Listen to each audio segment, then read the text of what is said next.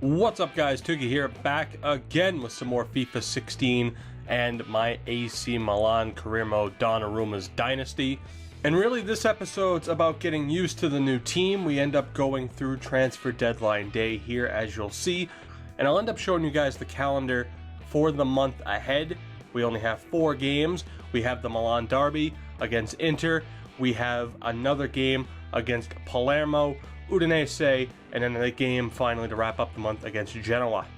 But you'll see at the end of the month how we really have such a limited schedule. So it's going to be tough to really work in and try to utilize a lot of this new talent simply because we don't have as many games as we would, say, if we used Liverpool, where we have the League Cup, the Europa League, and the FA Cup. As opposed to this, we only have the League Cup, no Europa League, no Champions League with Milan. First bit of business though, after transfer deadline day is our first training session of the episode. And as you can see, not a bad bit of business with Nori, Romagnoli, and Donnarumma both making progressions. The situation with Milan, simply put, I accidentally played it, tried to push my luck, and just failed miserably. But here we go, moving forward, it's our first game, it's the big one, it's the Milan derby, as we roll with the same 4-3-3 formation that we were doing before. Neon, Ben Yedder, and Inaki Williams up front, Bernard at cam, Bonaventura and Boateng at the center mid roles to the back line. Get used to it, you're going to be seeing this back four pretty much all season.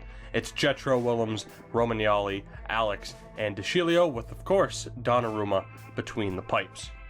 A bit of early trouble as Santon crosses it in. We have a chance to clear it with Boateng. Instead, we try to pass it. It goes right back to Santon, who drills the post. We dodge a bullet very early on. Now, you'll see at the end of this clip, unfortunately, that's been the real delay with this episode coming out. There's a little bit of screen tearing. I had some problems capturing, so there's going to be some screen tearing throughout some big events here. But as you can see, on the counterattack, Neon hits Bonaventura. He finds Bernard, who again has been great for us, gets the quick cut into the middle, takes the shot, and drills it off the post. Another chance on the counterattack, this time for Inter, as Romagnoli does whatever the hell you want to call that. Opens up room for Jovetic to bring on the counter. We slow him up in the corner. He somehow gets space for the cross. Perisic denied by Donnarumma. This ninja knows no fear. And that would bring us to halftime. Not the most exciting half for us as you get a look at the match facts. Possession tight, our passing just a little bit weak. We had a lot of trouble in this episode, not just this game alone, but in this episode, getting our players to actually give really any effort. There was a lot of standing around. But as you get a look at Inter's lineup, you would think this would be a side that we could beat with Jovetic up front, Perisic out wide, William Carvalhal transferred over from Sporting Club de Portugal, and Medel at CDM, a decent back four. Handanovic in goal though, and that is the key. And because of that, we end up making a switch. We were just getting shut down out wide all first half, so we end up making a formation change, going to the 4-3-2-1. And the changes would lead to the first strike of this game. Again, I apologize for the screen tearing. I'm still somewhat new to YouTube in general, but I still have standards. It's ridiculously embarrassing. But we end up getting the penalty. Jason Murillo trips Boateng, and that sets up the captain, Alex. His first penalty that he took of this series was stopped. That one, however, is not a good PK finish from the captain. Puts us up 1-0 in our first Milan derby of this series. Another chance not too long after. Turnovers were huge in this game, and of course with our front three, you would expect us to be able to take advantage of them. Ben Yedder finds Inaki Williams. We completely abuse his pace, but again, it's another strike off the post. Another theme of this episode is going to be using different formations as well as trying out other players, and here you see the formation we went with from this point, switching to a 4-2-3-1. Again, trying different things out. Ben Yedder, Neon, Bernard, and Williams still up front. Only difference is we bring in Mendy for Bonaventura. Now, you would think trying to strengthen up our defense would work out, especially with how much time is left on the clock. Ben Yedder finds Boateng. He tries to power into the middle. He's outworked by Miranda, and again the counterattack is on. Carvajal to Biabiani. Rodrigo Palacio finds Murillo, who finds Ivan Perisic, and he buries it. A heartbreaker in the 90th minute as we drop 2 points to Inter in just absolutely heartbreaking fashion. And of course, as you get a look at the match facts, pretty damn even game. Passing accuracy dead even, possession was close, shot attempts were close.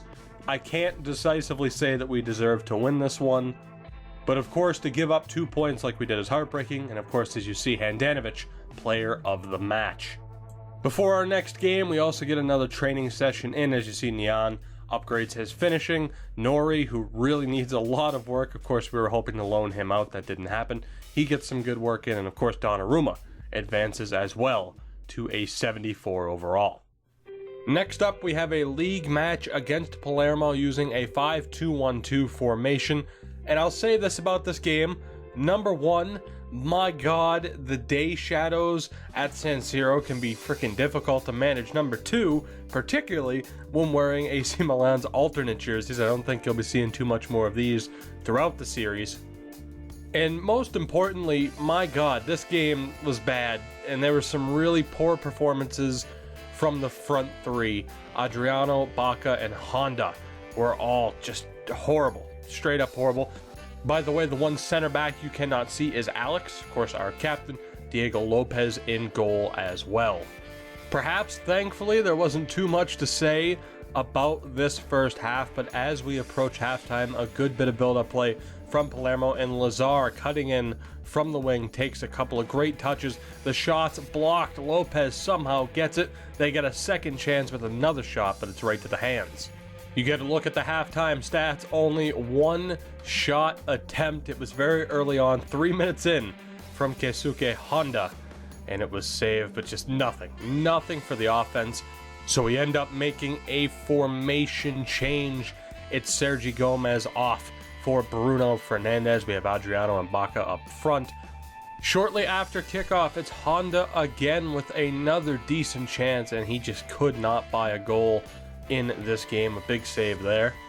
We actually end up making another formation change again. I mentioned that there were a lot of them, really trying to get the offense going. We bring on Bernard as well for Bertolacci.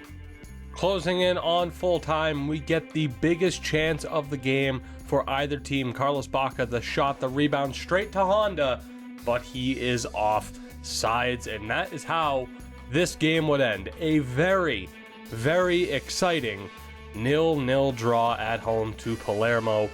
You get a look at the match facts. Again, we had some chances, 8 shots on targets too, better possession, better passing, but again, none of the 8 shots were really high quality, hence why I didn't show them.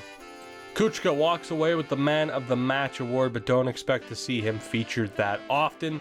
Again, he's a decent player for now. He has no potential at his age. He'll be moving on as soon as we can afford to get rid of him, but not too bad from Diego Lopez. Of course, it would probably make more sense to start him, but we will be getting back to using Donnarumma in the next game.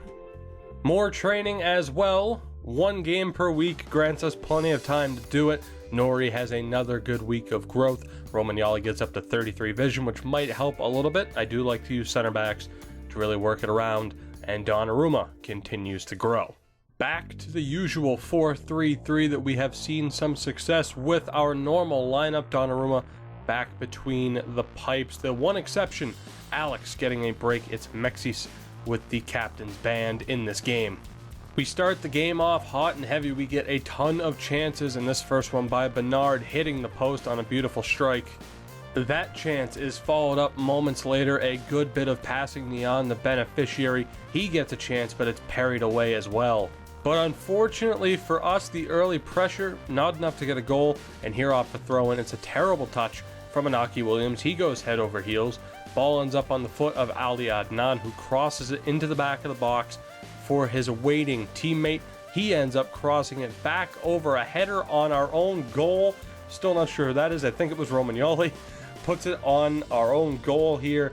Not much Donnarumma can do about that as the ball finds the foot of Ali Adnan once again, and it's 1-0 Udinese. Just a terrible way to start this game. The offensive chances would continue for us immediately after their goal. Bernard with the shot on net stopped the chance for Bonaventura clean through the other side of the goal. Bonaventura would get another chance of his own, this one also parried away. But finally, we would break through just beyond the half-an-hour mark. Another counter-attack. Who else? It's Wissam Ben Yedder turning on the Jets and finishing it with a beautiful strike. All of the offensive pressure finally pays off. Ben Yedder continues his great scoring pace.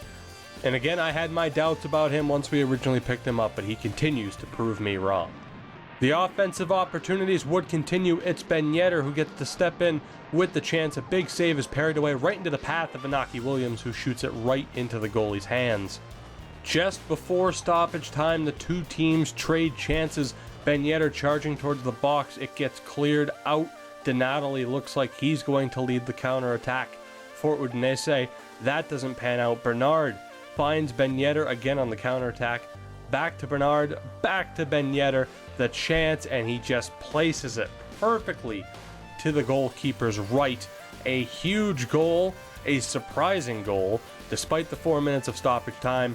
Definitely expected to not have the opportunity to shoot once again after turning it over. But another beautiful finish from Wissam Ben Yedder puts us up 2-1 just before halftime. And there you get a look at the halftime stats. Again, 4-3-3, not my favorite. Worked out pretty damn well for us in the first half. 12 shot attempts, 9 on target, despite not having the possession. Now, a few minutes after halftime, we surrender the corner. And again, I've made it pretty clear that I'm a Liverpool supporter. And unfortunately, this brought back some PTSD flashbacks. Because my God, what a horribly defended corner as Udinese ties this game up at 2 apiece. Just absolutely awful. Looked like he was going to overshoot all of his teammates perfectly to the back post, headed back in to the near post. 2 goals apiece. We'd counter quickly with another offensive opportunity. Bonaventura with the fake shot opens up space for himself, but it's another big save from the keeper.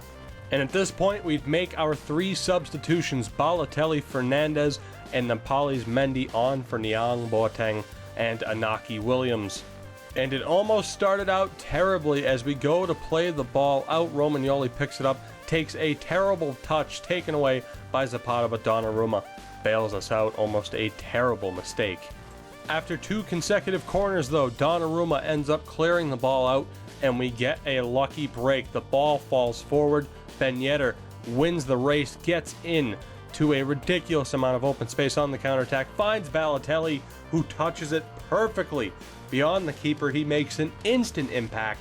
3-2 for us. And again, not sure what I want to do with Balotelli. Usually he's somewhat expensive, especially too if I play him this season. He goes back to Liverpool, he might be that much more expensive. We'll probably use him here and there, maybe even not necessarily as a super sub, but as a sub. But he was a super sub on this play. 3-2. And that would be it. You get a look at the match facts as Balotelli's goal stands as the winner. 12 shots on target to 5, a ridiculous amount of chances for both teams, but we made the most of our own chances. The Man of the Match award goes to Wissam Ben Yedder. Who else? Honestly, he had another great game. One of our original transfers is looking like an absolute steal, even for 20 million. And moving forward to our final game of the episode, we are using this ridiculous 5-4-1 hybrid with center mids as opposed to the outside midfielders. Again, this is all about trying to get players game time due to our limited schedule. You would think this would heavily restrict the offense. We'll see what happens in this game. Donnarumma in goal, Deschilio, Gomez, Alex, and Okonomu with Lopez at right wing back. Mendy is the name hidden a front of Alex. Mendy and Alex's names both hidden. Bertolacci, Fernandez, Nori, and Wissam Ben Yedder at striker. A 3 at the back formation with Perrine in net, and we get a nice early chance. It's Bruno Fernandes, but the shot is stopped. Another decent chance here as we split apart the defense. Deschilio to Nori, finds Bertolacci, he gets it back to Nori, and he absolutely shanks the shot. Another reason why I wanted to loan him out. Genoa with chances of their own, capitalizing on my stupid mistakes. A big first save from Donnarumma. We pick it up with Okanamu, and rather than clearing, we try to play it out. That results in the turnover, forcing Donnarumma to make another huge save. Approaching halftime, still 0-0, and Genoa strike first. A beautiful cross, a ridiculous pass, and an even more ridiculous volley put them up. That is a big way for them to start this game. And just unfortunately, our center backs have a habit of getting beat in the air. They get beat again here, but that is just a beautiful volley finish for Genoa. Not to be outdone, however, the counterattack has been our bread and butter. De Sciglio takes advantage. He outworks his man. A little bit of a lucky break. Nori with the ball finds Bruno Fernandes in wide open space. Couple of big touches, and he fires it near post, just shy of the 45th minute. A huge goal for Bruno Fernandes. He is more of an attacking central midfielder, and he really lived up to the hype there. Have big plans for him in this series, and that is a beautiful run and an even better finish to tie this game up at 1 apiece, just shy of halftime. A quick look at the halftime match facts, and as you would expect based on our formation, our chances came at a premium, but Fernandez's goal changed everything. We also made a quick change as well. It's Bernard in for Nori, but the formation remains the same. And unfortunately, that might not have been the best choice, as somewhere there is a foul called. I have no idea where or why, but again, set pieces once again fail us. A punch out takes a crazy bounce right to the Genoa's player. 2-1 as we hit the 59th or 60th minute here, and just that's a heartbreaker. I still don't really understand where the foul is. I was gonna slow down the play, put it in slow motion, zoom in. I still didn't see it, so if you want to take a look, tell me where exactly that foul is. But it's a beautiful cross in, a lucky bounce off of the punch. We're down 2-1. The madness would continue. A good bit of play as Mendy charges into the zone. Wissam Ben Yedder picks it up, hits the spin move. I love the McGeady spin. Another cut inside, off the post and in. Wissam Ben Yedder cannot stop scoring. What a player he has been for us. What a player he's been for us already. That ties the game up at 2 apiece. As you get another look at it, I use and abuse the McGeady spin to no end in a beautiful finish. And after trailing 1-0 and 2-1 in this game, Bruno Fernandes again picks it up, shoots to the far side of the net. A beautiful finish gives us a 3-2 lead. What a strike for Bruno Fernandes. Perhaps the best goal we have scored so far in this young series. Definitely don't expect that from a 75 overall midfielder, but it is an absolutely perfect strike. Our chances would continue, and these would prove to be very big saves as Bernard and Fernandes combine to get Bernard into a ton of open space. He cuts inside, and it's a ridiculous save against Bernard. We'd make a few substitutions, perhaps weakening the defense as we bring on Inaki Williams and Bonaventura to give us more of a counter-attacking opportunity. This would prove to be the wrong decision, as I now show you why this video is titled Milan Derby / Mistakes Have Been Made. Uh-oh, retard alert! Retard alert, class!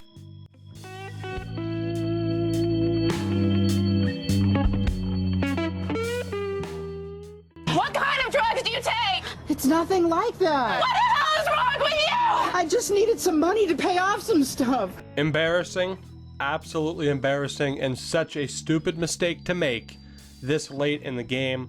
Obviously, we were looking to set the ball on our feet vertically to play it to the right back, not horizontally. Still a stupid mistake, makes it a 3-3 game. We would still have time, though, for some offensive chances. Williams finds Ben Yedder, cuts inside, takes his space, takes the shot, but it's a beautiful save And in the 90th minute, it's another chance for Wissam Ben Yedder. Cuts inside, just misses the net, and that would do it. We absolutely throw away 2 points against Genoa. Horrendous. It was a pretty even game. We had it right there, and I just threw it away. It was a stupid mistake. Had what I planned on happening actually happened, that probably wouldn't have gone down, but still, we should have just cleared it that late in the game, and we pay for it. And guys, that'll do it for this video. And again, I do deeply apologize for some of the video quality on here. Despite not doing this for even a year at this point, I still have standards. This video was well below my standards, but I appreciate it. If you stuck around, quality will be back up to normal for the next episode. But as you get a look at the table, currently sitting in 4th place, still undefeated, but we should have a much better record. Had things gone our way, it could have been a perfect 6-0. And as you get a look at the calendar, as you can see, a lot of 4 games per month, a lot of 5 games per month. So we're still going to have to do some weird combinations to get players on the field, at least until January. There's already a couple of players that I'm really not feeling. Like Nampali's Mendy is a solid player, but he doesn't really fit what I'm looking for in a CDM. And then, of course, we have the extra strikers, Luis Adriano and Carlos Baca, who are out. And the second we can get them out, they don't fit my style at all either. But the good thing is we still have our core. We have Donnarumma, we have Nian, now we have Wissam Ben Yedder, and Aki Williams will be around for a long time. The question is still, will we recall El Shawari? We won't. To keep it somewhat realistic, we won't bring him back until his loan expires. From there, we'll most likely keep him, although I'll probably pose that question to you when the time comes, whether or not we should sell him. I would love to keep him, but that is a story for a different day. I thank you all so much for checking out this video. If you've enjoyed, make sure to drop a like down below, subscribe for more, spread the word, and I will see you all next time as we continue to build Donnarumma's dynasty.